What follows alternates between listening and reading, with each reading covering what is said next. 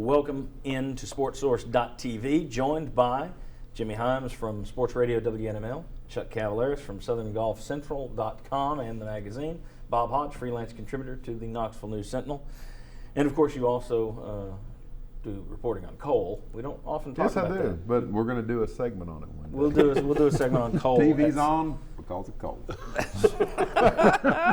That's right. All right, this segment. Not brought to you by coal, but your television is, as Bob points out. This segment brought to you by Jinx Logos, and I mentioned it during today's show. You can check them out on Facebook.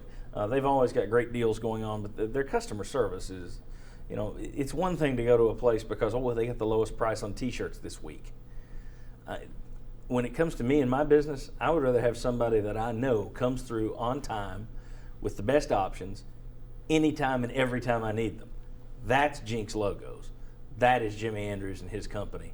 Give them a call. Find out what I found out, and that is they're fantastic. Okay.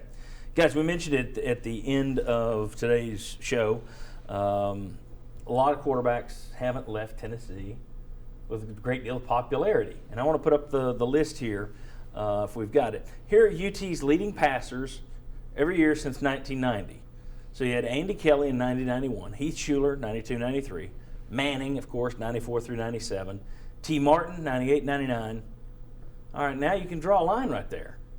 2000 to 2003, Casey Clausen won a lot of games. He put up good numbers, and he was not a real popular quarterback. Eric Ainge, 04, everybody was excited. He had a bad 05.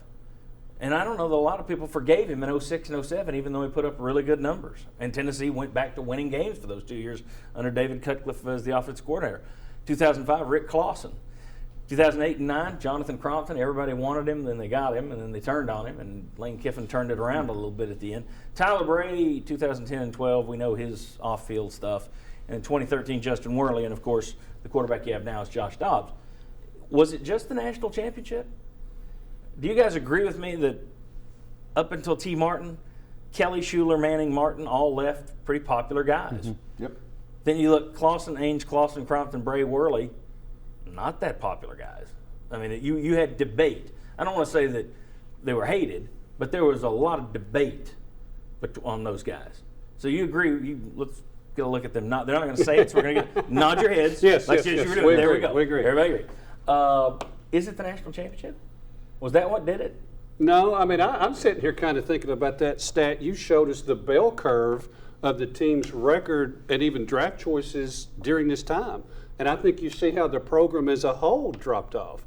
And I still go back to beating your biggest rivals and how you play in tough situations against equal competition. And the first half of that list, you have some big-time winners. And then you go down it didn't work out so well. Although Casey Clausen won twice at the Swamp. Mm-hmm. I mean, but I think he was beating his rival. Yeah, but that's where it kind of changed. I wonder if the tenor on Casey Clausen would have changed had they beaten LSU and won the SEC championship and played for a national championship. That might have changed a little bit. But was he 14-1 on the road? Yeah, something like that. Very good. His only road loss, I think, was at Auburn when they had Cadillac Williams and Ronnie Brown. That's right. That's it. And so he won a lot of ball games. But I think that there's a common thing with a lot of them, and they didn't end their careers well. Their last game or last part of their career, whatever. Eric Ainge has the interceptions against LSU. If they win that SEC championship, would he be looked at a little bit differently? Maybe. But I think the way those careers ended hurt them. Well, and I'll go in a totally different direction. I think you see the dislike quotient go up as social media became more and more and more popular. And so now every little flaw gets debated, and now I don't like this guy. And I think that has had something to do with it. And I'm not even talking so much talk radio as I'm talking the Twitter, the Facebooks, all of this stuff. It's an endless conversation about And even, guys. too, some of the recruiting hype. I mean, I think that was true about Jonathan Crompton. I mean, didn't he come in as like the next great thing? Well, exactly. You actually had some media people in town who were pushing him while Ainge was throwing for 300 yards a game. Mm-hmm. Ainge was never forgiven for 2005. I mean, when he threw the grenade pass from the at LSU, I think a lot of people just said that's it. Blew up on him. He blew up. Eric Ainge is the reason. Eric Ainge and Jonathan Crompton, you guys know this. I don't know how many people out there know this. They're the reason we don't take phone calls on the show. We used to have one segment or two segments of phone calls on the show. And it was Eric Ainge in 2006, Cutcliffe's first year back. Pat Ryan and Bobby Scott were on the show as our quarterbacks at the time. And if you remember, same 2 or 3 guys would always be there, the first to call. And the question, Ainge would have thrown for 300 yards and 3 touchdowns. When are we going to see Crompton? When do we see Crompton?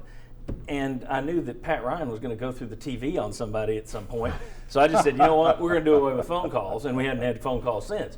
But that love of Crompton, and then they got what they asked for, and it wasn't that spectacular. And then it wasn't love of Crompton. Yeah, but that was part of personality on a lot of these guys. Casey Clausen, a lot of people did the whole California. He was the laid back ice man. We don't like that. I never understood what was not to like about that. Well, I think it was almost, it seemed like if he would make a mistake, there would be a turnover, or you just didn't see the emotion. It was, the perception with fans was he didn't care.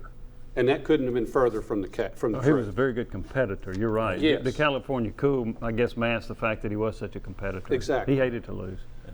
He was. We've done those shows before. We may trot one out next summer. It's been a while, but a few summers ago we did who are the most underrated players of the last 20 years or whatever. He was our number one. I mean, I think that is that guy deserves better than he got. Now, I want to switch gears to somebody that's so popular they could change the name of the state to Peyton C instead of Tennessee. Peyton Manning was speaking at a fundraiser or some sort of civic group down in Athens last night in McMinn County, and was taking questions from people and that kind of thing. But he was talking about the Tennessee job. And you hear this all the time. People think he's going to coach Tennessee. One, he's not going to want to recruit 17-year-old kids. Two, coach these kind of players today, they've got more money than the Fulmers and the Majors did when they went into coaching, and the Spurriers. Three, he's not insane. As he proved in his statement when asked about this, he said, I have a lot of friends here right now, meaning in Tennessee. If I became the UT coach, you could cut those in half. The first time we lost a game, they'd call the radio shows asking, why did he call that play on 3rd and 1? No thanks. I'd like to keep all the friends I have in Tennessee.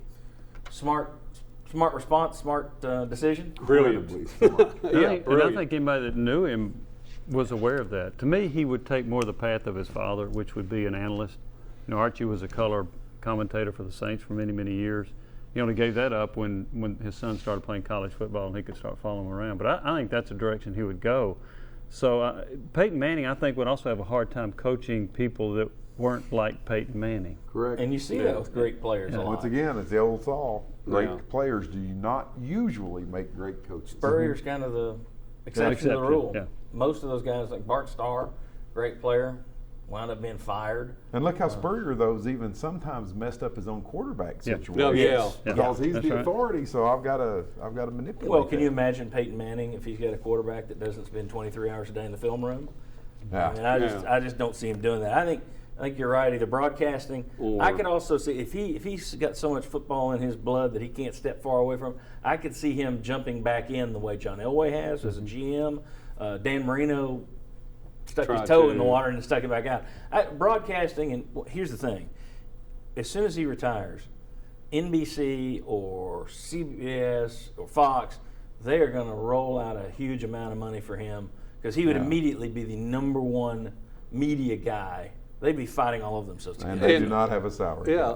They do not have a salary. And I would say you're really better with Peyton Manning in the role as an ambassador for your whole program and your whole state than you would be as a coach that maybe could go either way in terms of how that turns out. And if you're a Tennessee fan, then you should probably be hoping that he stays in the broadcast media. Exactly. Rather than goes into the GM field. But then you'd have him talking about Tennessee wins, slipping that in there on occasion on CBS or something. All right.